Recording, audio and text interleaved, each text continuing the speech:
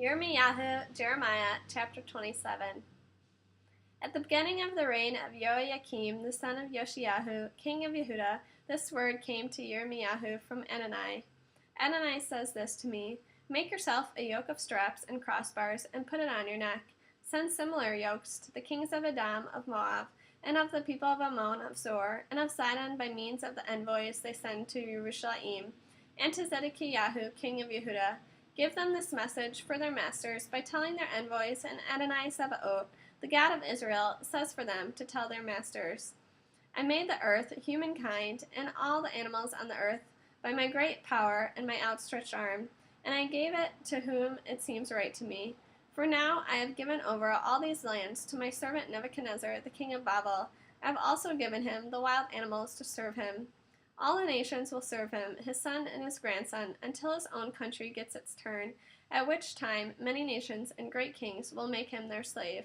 The nation and kingdom that refuses to serve this Nebuchadnezzar, king of Babel, that will not put their necks under the yoke of the king of Babel, I will punish, says Adonai, with sword, famine, and plague, until I put an end to them through him.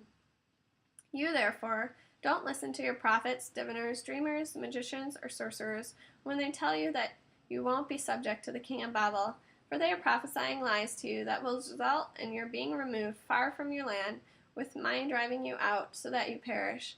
But the nation that puts its neck under the yoke of the king of Babel and serves him, that nation I will allow to remain on their own soil, says Adonai.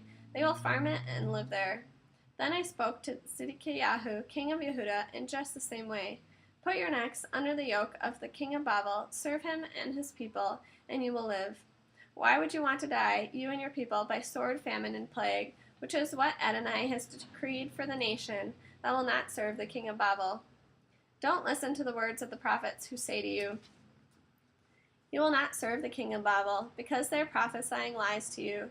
For I have not sent them, says Adonai, and they are prophesying falsely in my name. With the result that I will drive you out, you will perish, you and the prophets prophesying to you.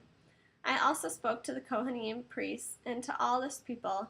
I said, This is what Adonai says: Don't listen to the words of the prophets prophesying to you that the articles from Adonai's house will soon be returned from Babel, because they are prophesying lies to you.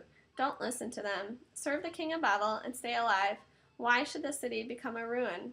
But if they are in fact prophets, and if the word of Adonai is with them, then let them now intercede with Adonai Sabaoth, that the articles still remaining in the house of Adonai and in the palace of the king of Yehuda will not go off to Babel. For this is what Adonai Sabaoth says concerning the columns, the sea, the bases, and the rest of the articles still here in the city, that Nebuchadnezzar, king of Babel, did not seize when he carried off captive Yehoiakim, the son of Jehoiakim, king of Yehuda, from Yerushalayim to Babel, along with all the leading men of Yehuda and Yerushalayim. Yes, this is what Adonai Shaddai, the God of Israel, says about the things remaining in the house of Adonai, in the palace of the king of Yehuda, and in Yerushalayim. They will be carried to Babel, and there they will stay until the day I remember them, bring them back, and restore them to this place, says Adonai.